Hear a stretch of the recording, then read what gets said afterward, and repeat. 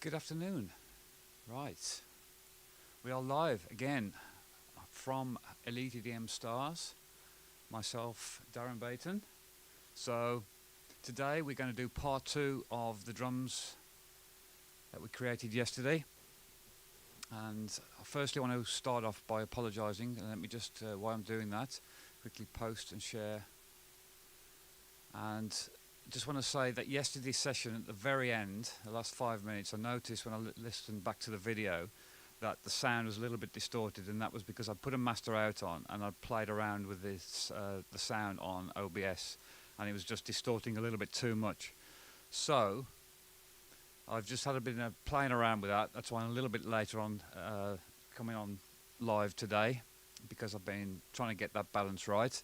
And so hopefully the music should be right now. You should be able to hear me nice, loudly and clear as well on the mic, because I've changed my microphones over to a dynamic rather than using the condenser. So hopefully the signal should be coming through okay.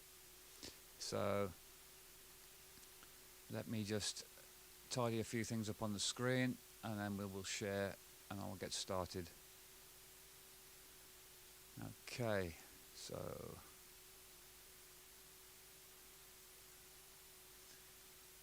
get rid of that. So yesterday I did an introduction to drum programming from scratch in Ableton Live using MIDI, and in part one we covered loading the 808 drum kit, creating your first MIDI loop, explaining the quantize, the for example 4th notes, 8ths, 16ths, 32s. We added a kick drum, clap, snare and set my tempo. I added some hi-hats, some loops in there as well. I showed you how to control the velocity of those individual samples, and then I started adding some groove using the built-in MPC groove templates, and also extracting a groove from an audio loop, and then tried to expand the bar into a 2 and 4 bar loop as quick as possible. And I showed you how to mix it all together and get nice tight sounding drums. And as I say, I do apologise for my sound right at the very end, because I didn't realise that it was distorting after messing around with OBS output. It completely distorted the sound, so hopefully the balance should be right today. So in part two we're going to, obviously I've just done a recap of part one, and we're going to start adding some individual effects to the drum samples, just to the actual drum loop that I created in MIDI. And we're going to do some little bit of panning in there, and maybe a little bit of delay on some of the elements for some depth, and add some EQ and compression to those drum parts individually. We could compress the whole loop, but sometimes you might want to just change a bit of EQ on one of those parts and compress it to bring it up in the mix a bit more. Also adding some saturation and distortion to the drums, and then maybe adding some bit crush to your hats to make them sound a little bit chunkier. If we get time, we'll use a randomizer of plug-in effect, and to just change the beat slightly, have a play around with that, and then also adding a subgroup effect, and then our final thoughts on don't overcook the mix. So without further ado, let's get straight into it, and I'll remind you of what we did yesterday in the MIDI clip. So I've got the MIDI clip open. I created a pattern. It did have an original kick drum, and then I took that out and I replaced that for a kick drum sample, and then I just got control over this rhythm percussion element here. And what I've done is opened up the mixer. It's just inside the clip, and don't forget that all of these drum elements that I added in were also inside a group. So this particular 808 kit has got its own separate mixer for each individual sample.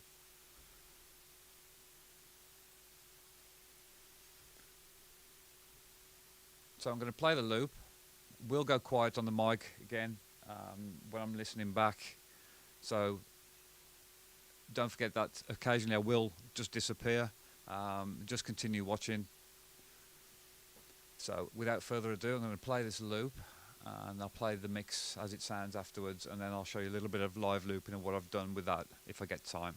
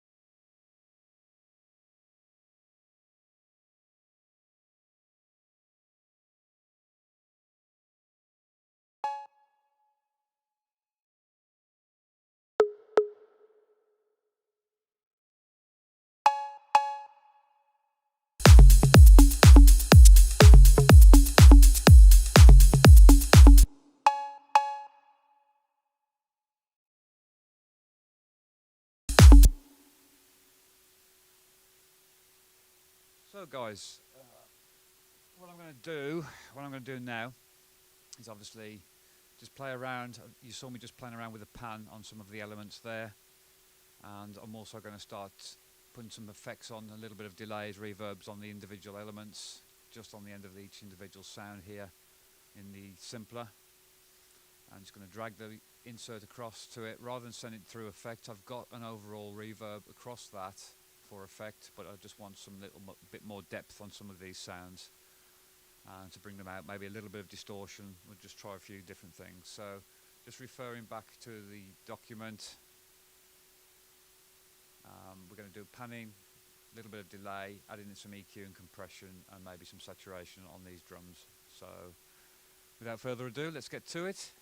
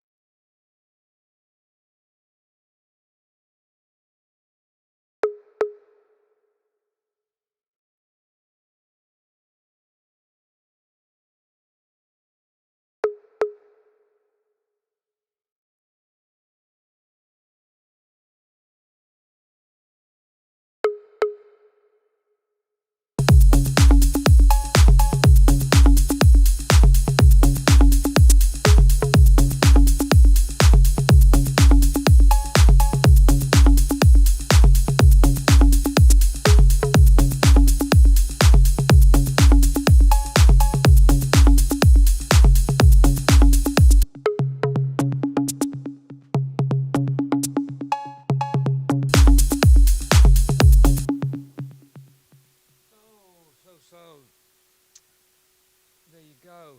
It's a little bit of mixing on there. Let's tidy those up, made them sound a little bit brighter in the mix. I've separated some of those. Left and right pannings. Maracas. Where's my maracas? Left it right down the centre. And because I did that, is I put an auto pan on there.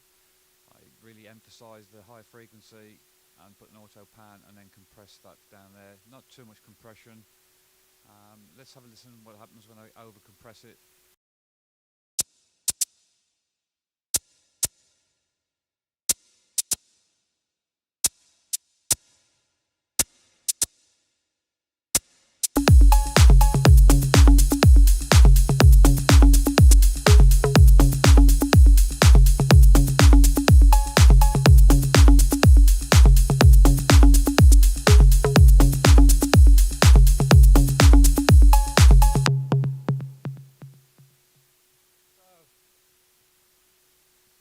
You can see I could max it out to infinity, but I'm leaving it about 3.6. It's a nice little tickle. It's just about 1 or 2 decibels of gain reduction I'm looking for.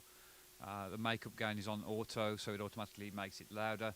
I don't have to adjust that. I could do that myself and adjust the gain separately, but I'd rather work with the auto gain on. I'm just looking to catch the peak and knock it out of the mix. We're not focused on root mean square, we're not focused on the mastering side at the moment. So if I was using mastering on compressors, I would probably use the root mean square or logarithm, or using a expander gate here as well. But I'm focused just purely on the peak, and I'm focused on bringing that sound around in stereo. And so it feels like it's moving around from speaker to speaker and around the head, around the back of the head. So it's just placement like somebody's walking around with a maraca, and it's thinking carefully about your drums, just the placements of things. Imagine yourself sat in front of a drum kit. So what I would do is, you know, imagine where my toms would be, where the congas might be. So I may have a cowbell over this side to the right, hi-hats over to the left. So in this case, shakers, somebody's walking around behind me, shaking the shaker, maracas. My hi-hats, I haven't yet to do any of those. Those are in other parts over here. I haven't yet to do any effects on those, but we will come to those shortly. So what I'm trying to do is just show you how to separate, really, and if something's not quite sounding right in the mix, or you want to bring it out, just to add individual compression onto them. And maybe sometimes I could add a little bit of saturation, sometimes distortion. I prefer to go with more saturation on my drums, just to sort of soften them. Maybe change the transient attacks. You could use a transient shaper plug-in to start changing the attacks if you want to soften some of the attacks if they're too loud and too sharp in the mix. But I really do like the way that this 808 core drum kit sounds, and gives you, a nice starting point into a simple sort of tribal house beat. And that's kind of what I was going for. I'm obviously been experimenting, developing my sound for a long time, so I just wanted to have a play around with what I could get out of that, really. And I do like going back to the original sounding equipment. You can't beat the original analog 808. So moving on.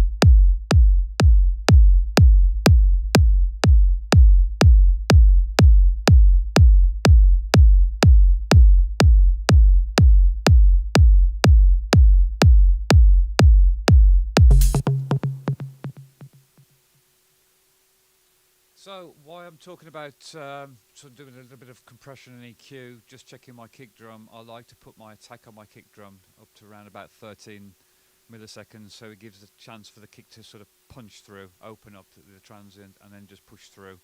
I don't want it too snappy and too tight, so I like to push my attack up a little bit just to give a little bit of headroom, breathing space for the kick drum transient to come through. And I find a nice ratio, about anywhere between 2.5 to 3, and a little bit of just gain reduction just to spike it up. Again, you're not looking to over compress it, you don't want to squash the life out of your kick drum.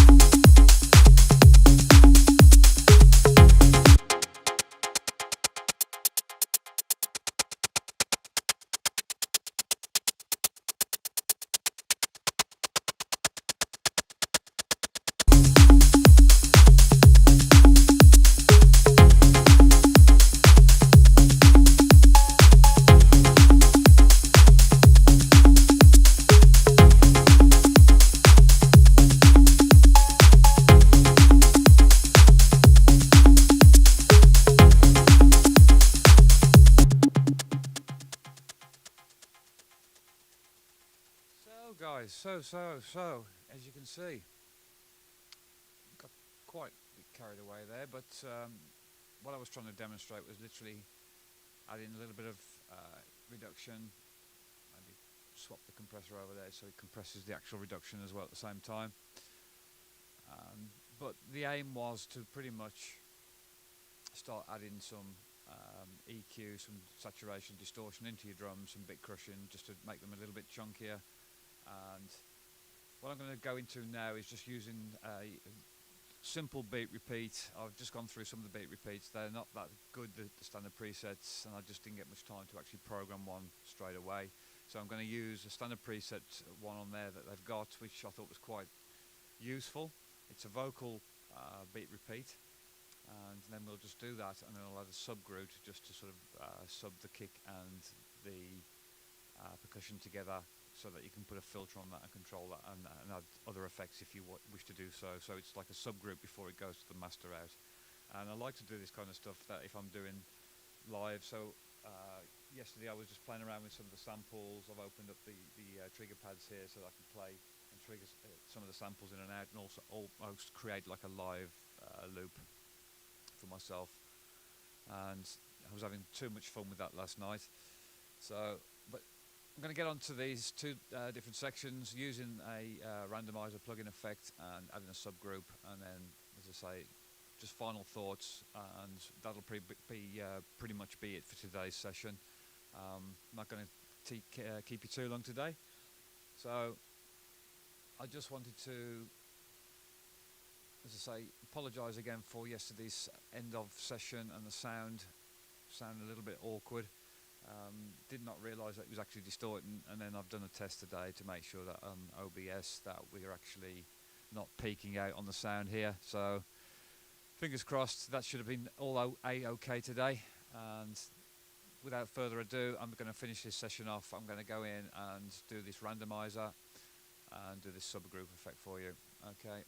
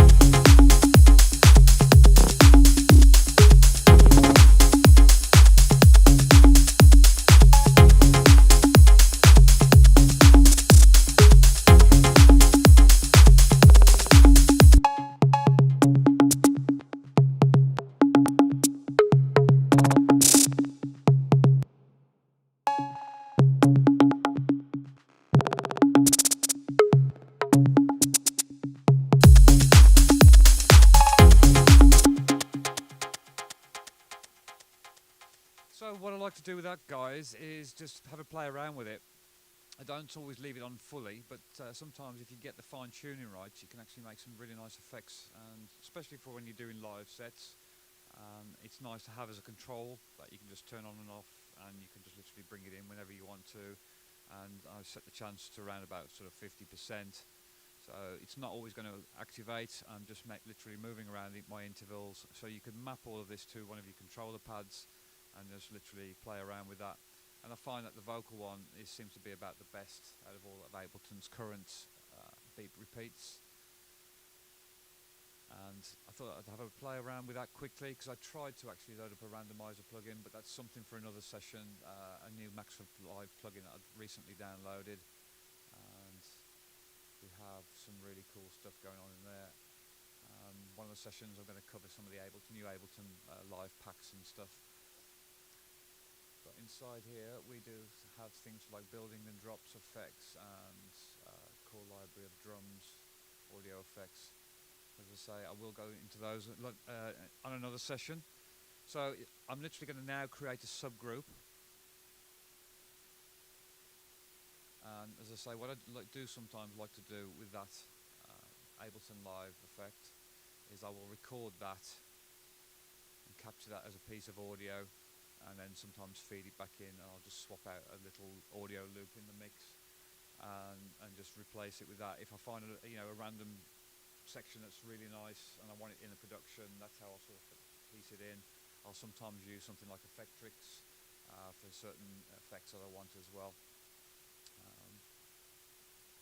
But I haven't really played around with it, the beat repeat stuff for a while, so I thought that was fun to do for this session. And it just, as I say, adds a little bit of variation. So what I'm going to do now is I want this and the kick to go to another sub, so I'm going to create a audio track. I'm going to turn the insert on here to in. I'm going to rename this track to kick and loop sub. And then we're literally going to take the outputs of this to that one. It may add some noise into the mix, so I shall sort that out in a second with a noise gate on the master out. We're going to take all of these drum loops to that sub.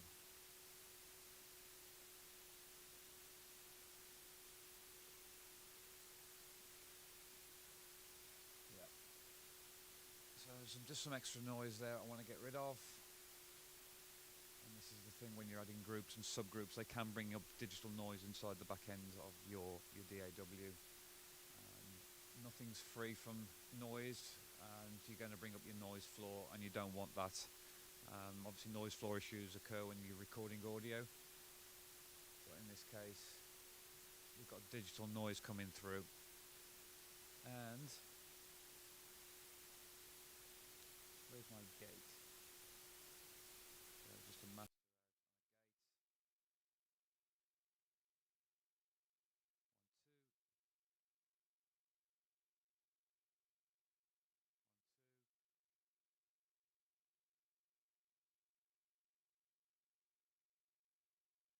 out, 2, 2, checking mic, 1, 2, 2, 2, mic check, yes, okay.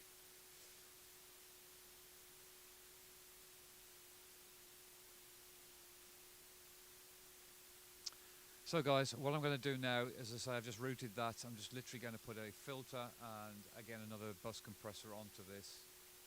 So I'm going to come into my glue master, put a drums, gentle,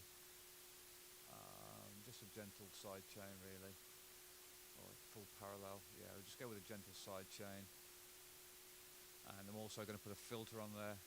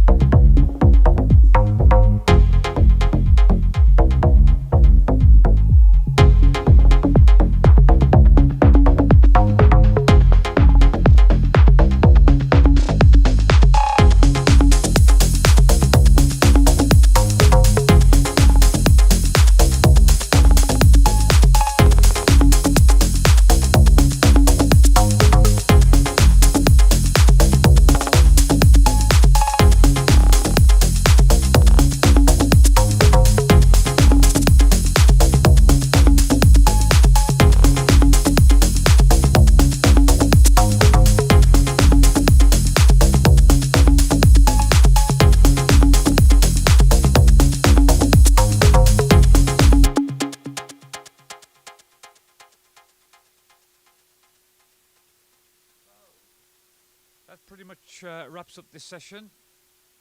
So again, guys, if you've got any questions and got any ideas for any tutorials you want me to do, so I'm more than happy to take requests as long as they're reasonable. And so it leaves me with further ado to leave you to have a wonderful evening, and I will be back tomorrow or Friday with another live tutorial. So take care, all the best, and mind how you go.